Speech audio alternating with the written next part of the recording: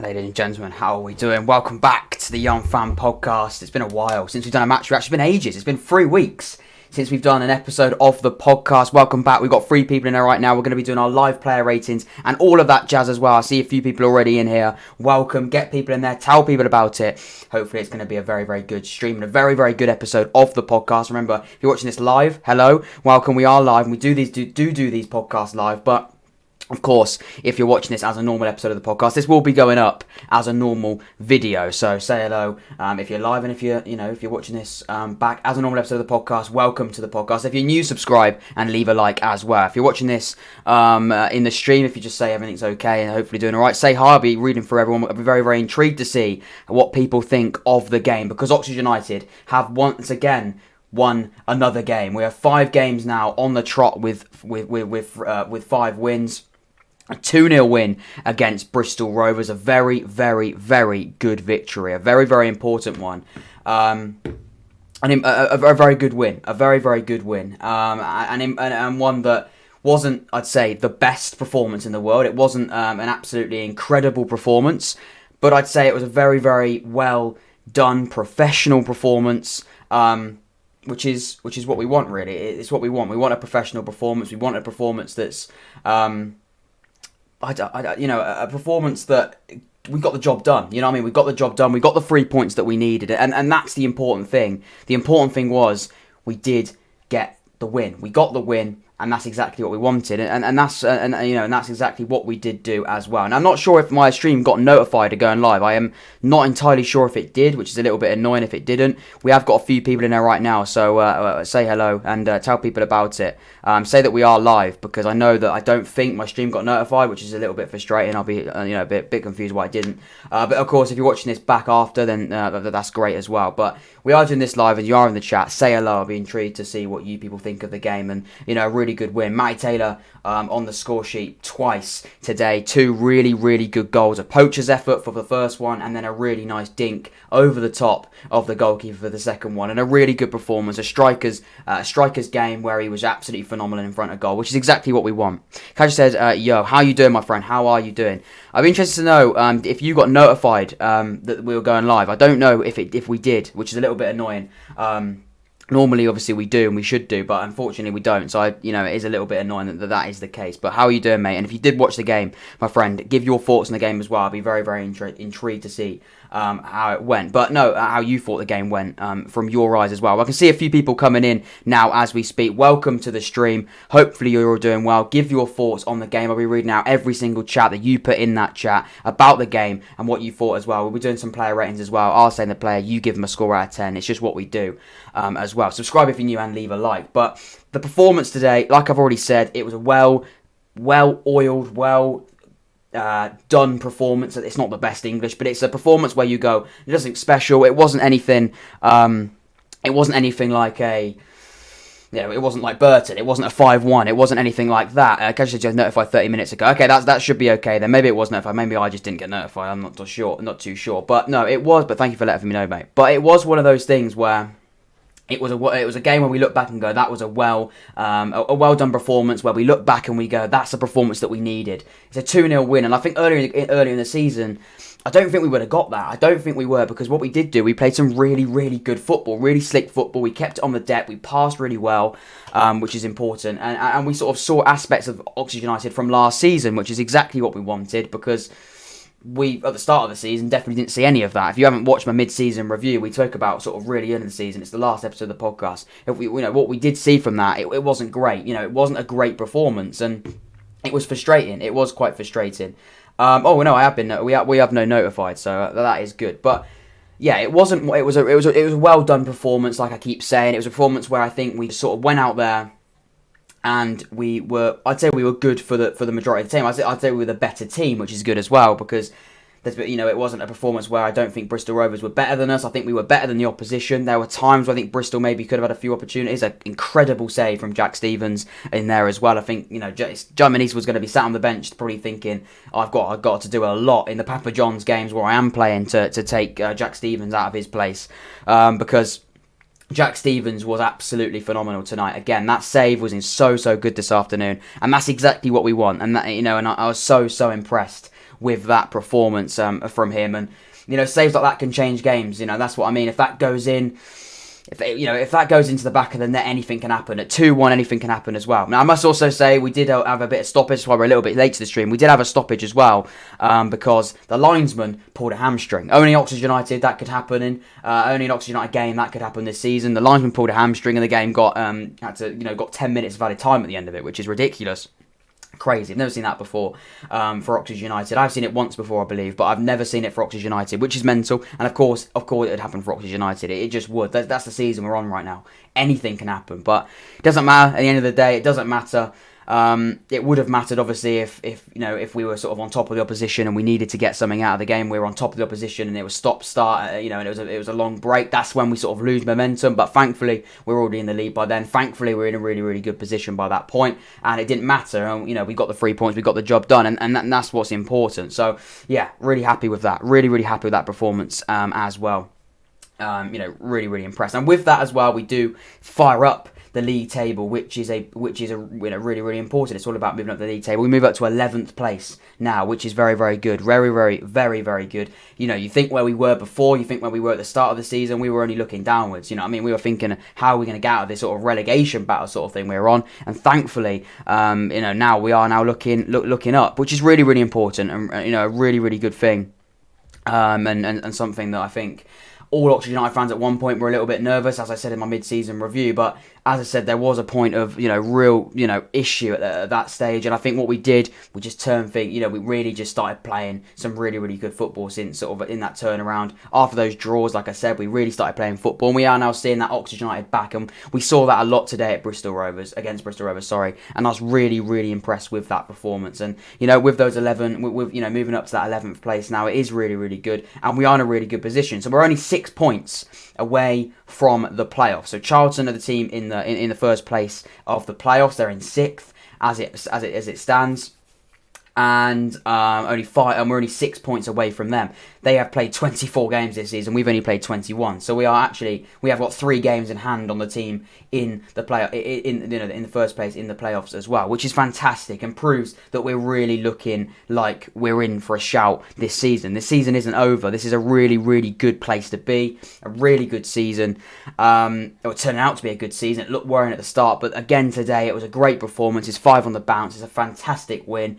And the performance was sort of backed, and I remember saying when I was watching it was back to looking at old Oxford United. We were really looking back last season's Oxford United performances, and I was very, very impressed with that performance. Give your thoughts of the game in the chat as well. I'd be intrigued to see what you people think, but it was a performance where I think, last season we were playing like that. Cameron Brannigan coming back in the team as well. He didn't start, and we do wish McGuane, all of our thoughts. It doesn't look like it's a great injury. Got stretchered off.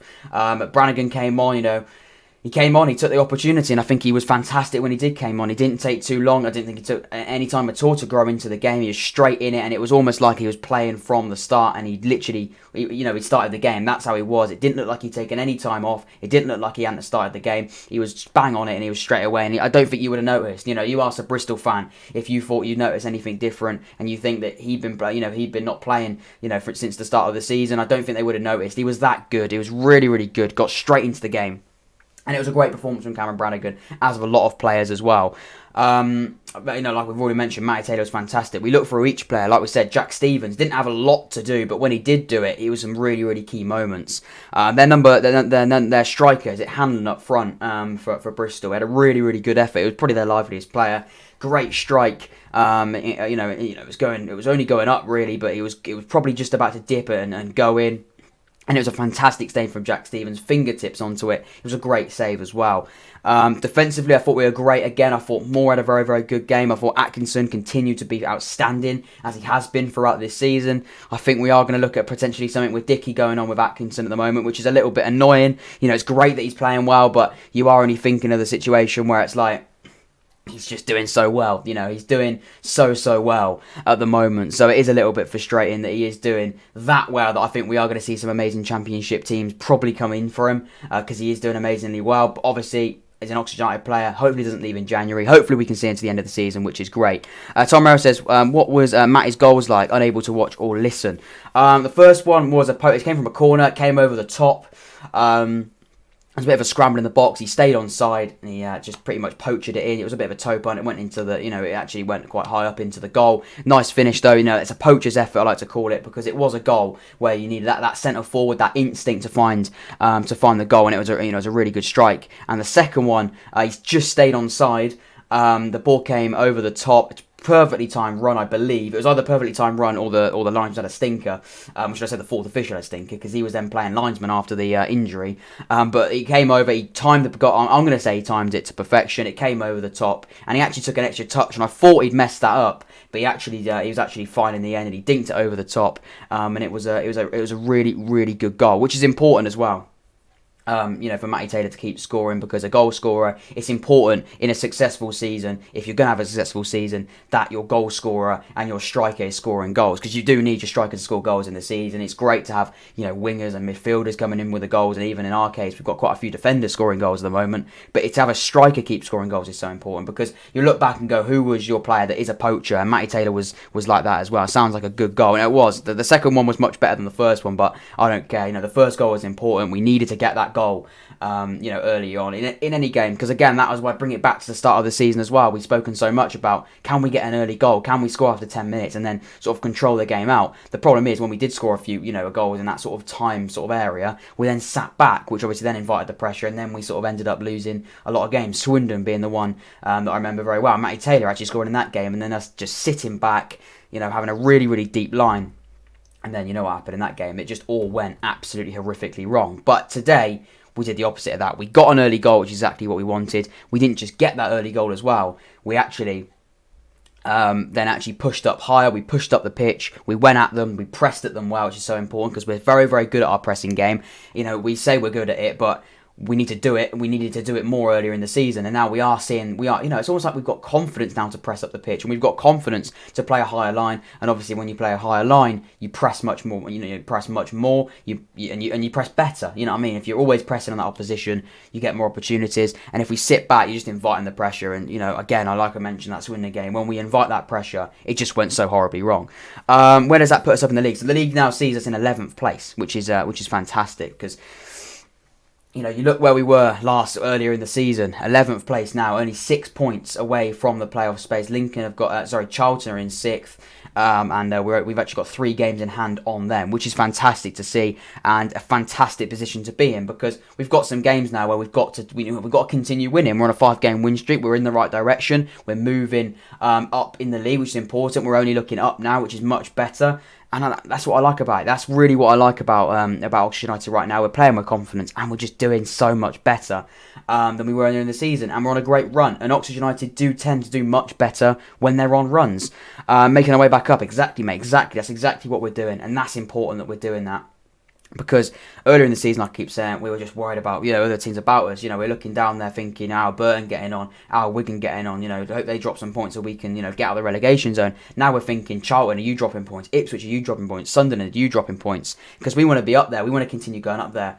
And I don't want to jinx anything. I don't really believe too much in jinxing, but what I would say is I don't want to say it too early. I don't want to get too overexcited. It's more sort of about being a bit too optimistic. But I don't think you can be too optimistic. I think you can be over the top. But I don't think I'd be too optimistic by saying if we win these next few games, we've got some nice games, not easy games. I'd never say that. This division's never easy. There's no team in this league that's an easy game. There's no such thing as an easy game in League One. But if we can continue sort of going that, playing the way that we're playing at the moment, playing with confidence, playing with freedom, I think we're going to be fine. And I think we've just got to keep on winning. It's so important as well. Give your thoughts on the game as the chat in the chat as well. I'll be really intrigued to see what you think of the game. Subscribe as well, and obviously the Instagram's actually on the screen right now as well. Follow that. 100% go and follow that as well, and of course subscribe if you're new as well. But no, a fantastic performance from Oxford United today. And I must say as well, it was Bristol. They're not the best side. I've got to be honest with you. I'm not going to say and come out and say that we've just beaten Hull or Lincoln at home or anything like that. And it was an incredible performance. It was Bristol, in no disrespect. But at the same time, you've got to beat this opportunity. Take Sheridan from Swindon. I'm not sure quite what you mean by that, man. Who is that a player from Swindon? Is that a player we're looking to get off Swindon? I'm sorry, mate. I don't understand what you mean there, Elliot. Elliot Williams saying, take Sheringham from Swindon. I'm not quite sure. Is that a player from Swindon?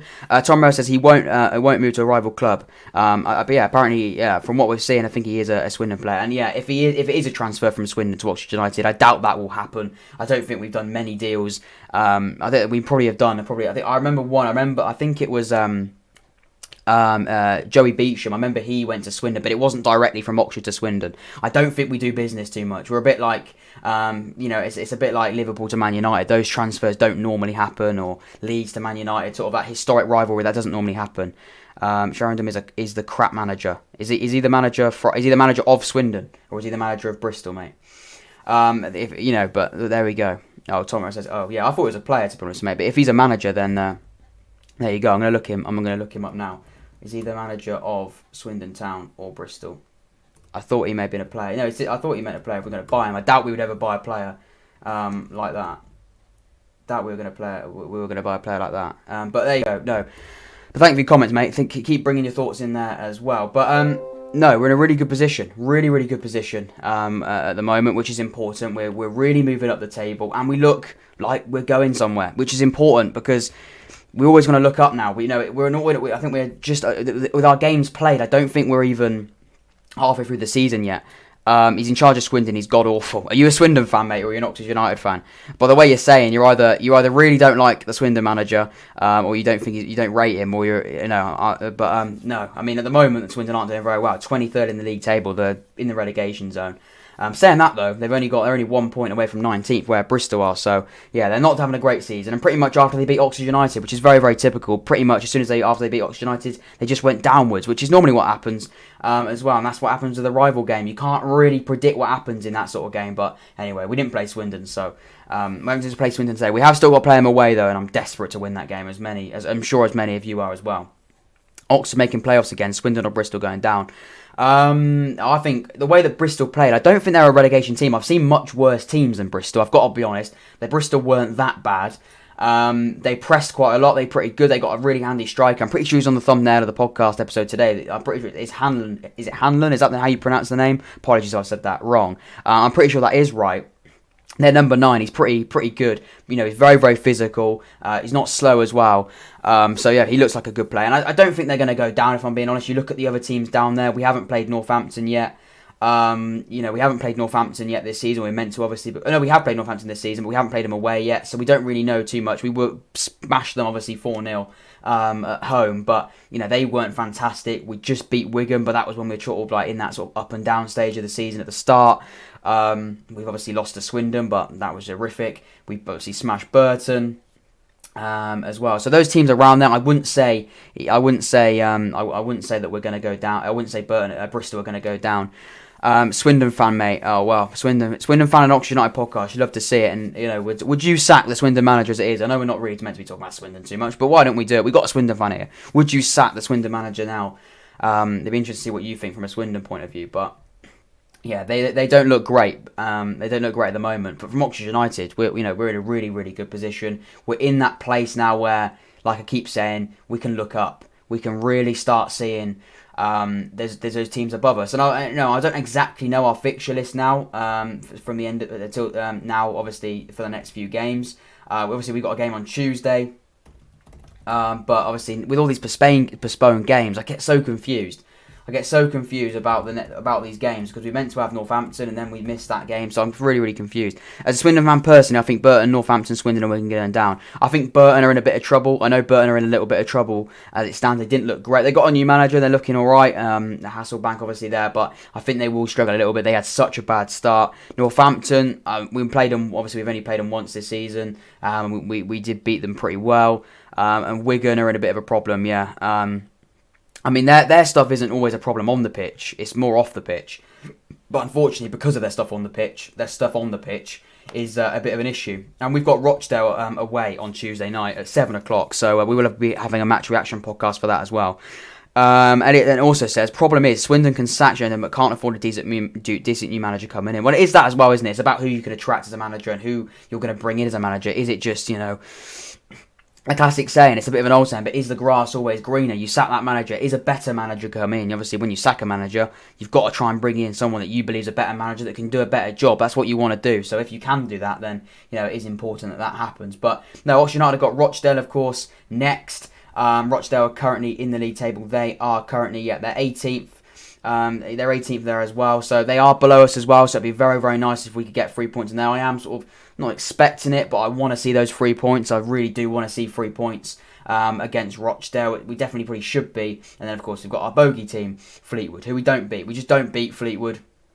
But obviously Joey Barton left there recently, so you'd like to think we've got a better chance now more than ever. They're 12th in the league. We're 11th, but obviously they've played 2 more games than we have. So next 2 games, if we take 6 points, we could be in the playoffs. It's a possibility. Results go our way and we win these next 3 games, 2 games or 3, but 2 there I've just mentioned. We can be in the playoffs. It's an amazing thought, because when we started this season, I didn't think we were going to be doing a podcast. I thought, I didn't think we were going to... At the start of the season, I thought we were going to be just doing podcast after podcast of me just moaning. But thankfully, we've turned things around. We've got a run going. The players are playing for Carl Robinson very, very well. Everything's going in the right direction, and I love it. And, it's been incredible, this sort of like run we're on now, because we're just seeing a lot more of the old Oxford United, which is what we want. We're just seeing a bit more of Oxford United last season. Because I mentioned last season a lot because we were just very, very good last season. We were ruthless last season, and we just are seeing that much better, so much more now, which is so important. And it's great. So, really, really happy about that. Really happy that Oxford United have taken the points today. It's really important that we have done that. And it's a great win. Now, Swindon, I'm pretty sure Swindon, they've been doing it for the stream, Tom. They have. There is every single, since I've started streaming the podcast live, we've won every single game. So I'm not going to jinx it too much. But as it stands, the stream is the good luck. The podcast live streams are the good luck charm at the moment. Now I've said that, hopefully that doesn't change anything. But I've already said I don't really believe in jinxing. So hopefully it doesn't happen. Elliot says, problem is Swindon can sack... Oh, no, he's already said that, sorry. And then he says, if Oxford do go up, how do you think they'll do in the Championship? It's a good question. It's a very, very good question. And it's interesting as well, coming from a different fan, because obviously our fans and a lot of Oxford United fans will have sort of their own opinion on the situation. But the thing is, it is really about retaining the players. I think that's the important thing. We obviously saw Rob Dickie leave. Rob Dickie, I 100% believe that Rob Dickie probably wouldn't have left to go to QPR if we had gone up. Personally, I see Oxford finishing between 5th and 9th. Wow, I'd love that, man. I'd love that. I'd love to finish between 5th and 9th. Hopefully 5th or 6th would be better than 5th and 9th. But we are in that position now where we're on a great run. And Oxford United, Oxford United do sort of base their form a lot on runs. Carl does that a lot. You saw last season, the reason why we finished in the playoffs was because we had an incredible run. We got momentum. And also today was much, a really, really satisfying result because we'd had a lot of time off. We'd had a lot of time not playing football. If we went up, I reckon we'd finish around 16th. Well, I mean, that's a very specific scoreline, and we have got to go up first ball. So let's hold off a little bit, you know what I mean? We are, let's not worry too much. Let's not get too excited, but we're in a good position. We're winning games. We're on a good run. If you could like this episode of the podcast, well, if you haven't already, like the stream, everyone that's in here. I really would appreciate it. It's been really, really good. The people in there as well. We've had a Swindon fan in answering questions, which is incredible. I love it. It's really, really interesting to see different fan points of view. But we can't get too carried away. We've just got to be a little, we've just got to take game by game. It's a very cliche thing. It's a very manager thing to say, but it's true. We've got to take it game by game. We can't get too excited. We can't be too over the top about it. We've just got to be like, we've got Rochdale on Tuesday. Let's win that game. And then let's just not really think about Fleetwood. And then obviously after that, we think about Fleetwood and then try and get points against them. That's what we've got to do. That's the important thing. It's just taking it game by game. And if we do that, which I think we are doing at the moment, we're taking it game by game. We're winning games on the trot. It's going well. And look where we're on the table. We were thinking about relegation. We're now thinking about playoffs. And just by having this discussion, it proves that we're in a much better position. And as a football club, we're in the right direction on the pitch because we're having these discussions, which is fantastic. And I do like having these discussions because they're positive discussions. If we were doing live streams when we were on an awful run, we probably would be thinking about where we're going to finish in League 2, let alone the Championship. I still do believe, though, we have got to hold off a little bit with the league position in the Championship. I think we have got to hold off that a little bit there. If Oxford still had Dickie, I personally, honestly do think they would be able to push for automatic promotion. Which is an interesting thing you say that. It's an interesting one. And the reason why it's a really, really what, because a lot of people say, do you reckon you have Dickie? Would you be any better? Anything like that? And I've always said, the defence looks shaky, but Atkinson, in my opinion, is I wouldn't say he's as good as Dickie as he is now. He's still got a lot to learn, but at the moment, he's in incredible form. He's probably our best player, really, on sort of consistency when he has played. So would I put Dickie in that back line now straight away? Probably, but I wouldn't say that that's our main issue. You know what I mean? I wouldn't say that Atkinson's the problem, the reason why we're not going for automatic promotion. The problem was because when he was injured, we had to play Sam Long there, and he wasn't the problem. It was the fact that we had played Sean Clare at right back, which caused a few issues, and that's where it did have a bit of an issue. So I wouldn't say Rob Dickie would at the start of the season. Rob Dickie definitely would have done if Atkinson was our second our secondary centre back, and then obviously we could continue playing a strong back line throughout, because that's the reason why one reason why we weren't great is because we had a very, very shaky defence. But on the other side of that, I do think we're looking much better than we are now than we were earlier in the season. Also, what are your thoughts on Reading? I personally couldn't care less about them, but Reading fans say they're the biggest rivals. Their biggest rivals are Oxford and Swindon.